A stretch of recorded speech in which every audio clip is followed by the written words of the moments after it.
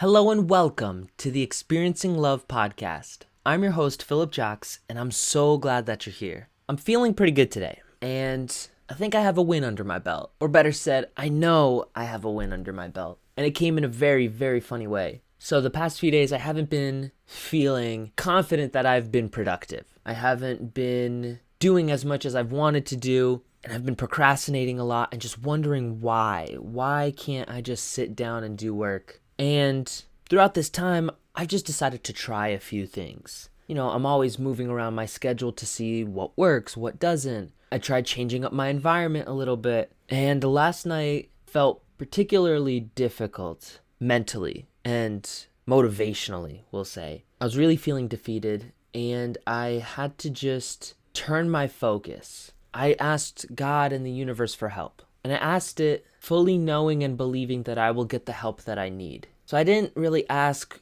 for a specific type of help. I only asked for help. Because if there's anything I've learned over these past few days, and especially these past few weeks, it's I often have no clue as to what it is that I need. And what I need is more important than what I want. So I just asked for help, kept my mind open, and I woke up with ideas. And I love when that happens. A couple days ago, I mentioned that I wasn't using any screen time in the morning. So it's so interesting for me now to have ideas and to choose to let them just sit in my head for a little bit rather than immediately going and writing them down. I've noticed that a lot of the ideas I've been having recently, I will quickly write down either on a piece of paper or I'll put it someplace on my phone or on my computer, and then it just gets lost because I take it out of my head, which is great, but I don't have that system in place that gets me to recheck those ideas. So instead, this time I just kind of let it sit. And I was asking questions like, is this really a good idea? What makes this a good idea? How can I make this idea better? And I let that sit for a bit. And one of them was, of course, about my schedule. And I noticed that I just feel much better when I let myself sleep until my body's ready to wake up. I think I've been going against my biological clock for many, many months now. And because of that, I wasn't feeling at my best. So for the past 2 days now, I think, I've just been letting myself sleep until my body feels ready to wake up and doing something similar at night as well. I still see the influence of screens at night keeping me up a little bit longer than I know I need to be, but I just notice a natural inclination to staying awake longer, like being up later. I'm seeing that going to bed around 1, 2, 3 in the morning feels natural to me. It feels better, which is crazy because I used to have a work schedule of go to sleep at 8 p.m. so that I could wake up at 4 a.m. to be at work at 5 a.m., which feels like the complete opposite of what feels good to me now. So I first embraced that idea, and then I was embracing a couple other ideas like instead of trying to completely cut out everything out of my life, everything that distracts me, I started exploring different things that I can do to almost like pseudo take away my distractions by controlling what the distraction is. I started watching one of those sidewalk restoration videos. It was like 3 hours long, and I just had it playing in the background. There was no music, no talking over it. It was just this visual sped up. And weirdly enough, it grounded me so much. So much so that I actually sat and focused for 5, 6 hours in a row, just doing work here and there. And every once in a while, I would get slightly distracted, which feels typical for me. But it would be like getting distracted in the video for about 10 seconds and then being like, all right, this is the same thing again and again, back to work. Music doesn't always do it for me because I get distracted by visuals. And so having that visual component distract me and then maybe some music, lo-fi or white noise playing in the background helps really, really ground me. So simply just having that experience and realizing it and embracing it excited me. Even now, there's a part of me that actually just wants to get back to doing work because I found something that at least works for right now. I'm like itching to go. But I know I have to stop and record this episode before it's too late, and I always have time to do a little bit more work later. And I will. I'll do some type of work later. So I'm about to go to the gym, and then I'll come back and definitely do some eating, and then stay up for a bit longer. I guess another win that is important for me to acknowledge is the win of asking for help and surrendering and letting the world happen. Because there are a lot of things that I would love to have control over. And I think we all can relate to that to some degree. I think we're all looking for some level of control in our lives. And I found that the more I can release my need to control everything, the better I feel. So last night when I was feeling tense and anxious, and I decided to just let go and believe that I would get the help that I needed, whether through ideas, whether through something I read, something I listen to, something I see, I would get exactly what I need. So I'm really grateful for that. I'm grateful that I let go, because letting go is not easy. Sometimes letting go is all we need in order to grab onto what we really need to grab onto.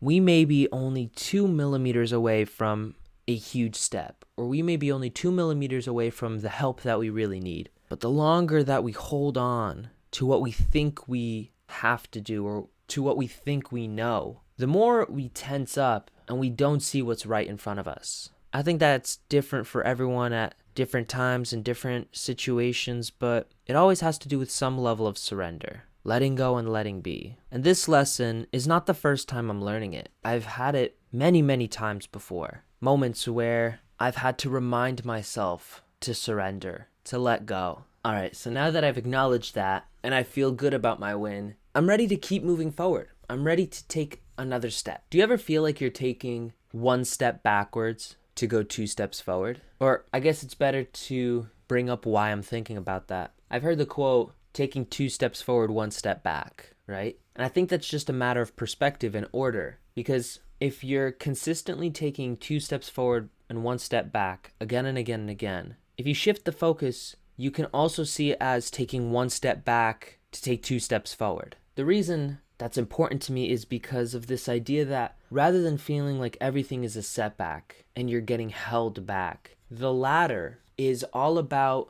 charging up for an explosive push. Or that's how I view it.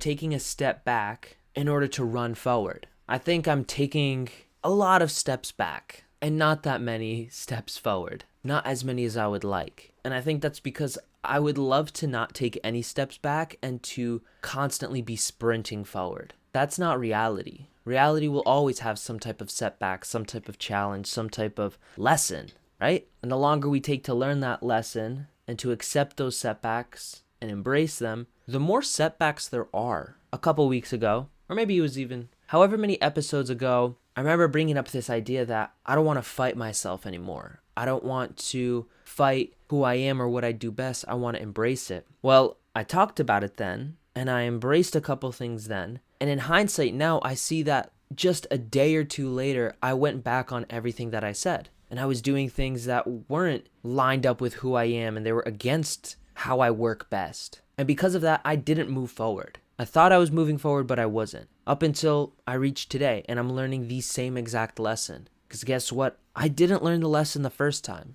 There's 3 levels of mastery, of learning. And it has to do with the first level being like a logical mastery, right? You understand something logically in your head. The second level is emotional mastery, where you take a concept and you really feel it. You understand emotionally what the lesson is. And the third level is where the actual change comes from, the long-lasting change. And that one is best described as mastery in your body or mastery in your soul, where not only do you know it in your mind and in your heart, but it's also just a part of who you are. It becomes a part of your identity, a part of your compelling future. It becomes a part of your story. You are the person who blank. And when you do that again and again and again and reinforce it, that's when you reach the real mastery. And so when I first talked about it, I was starting to edge on emotional mastery, but really it was just cognitive mastery. It was just in my head. Now I'm learning it again, and I have another choice of where do I want to let this stay? Do I want to keep this at cognitive and emotional, or do I really want to start living it every single day until it becomes a part of who I am? I want this to be a part of who I am because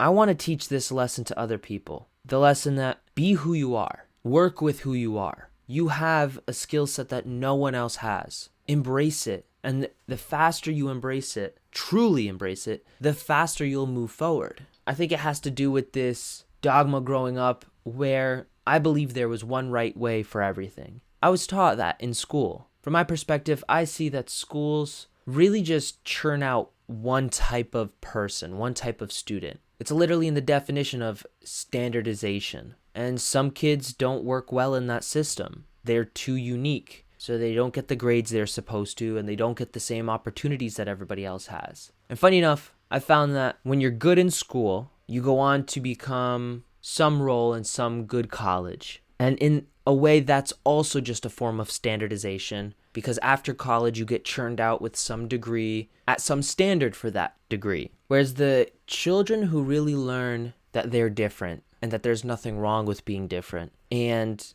they make the decision at some point in their lives that they're going to follow their own path, well, I found that those people have been much more fulfilled in their life. And it's beautiful to see. It's beautiful to see and beautiful to experience, having done that for me halfway through college. Leaving college and realizing that I'm just becoming like everybody else, and I have this desire in me to be the best at something. And I knew very, very, very clearly that college was not where I was going to be the best. I was so fortunate enough to be an incredible student in high school, to be able to get into a great college, for that college only to put me in my place and to say, oh, you were a top dog in high school? Well, guess what? In college, you are mediocre at best. I'm so grateful for that gift, because I left and said, I'm not good at this thing that other people are good at. Cool. Let me find what I'm good at. And when I figure out what I'm good at, I'm going to get so good at it that I become the best. It may take me my entire life, and I may only reach the best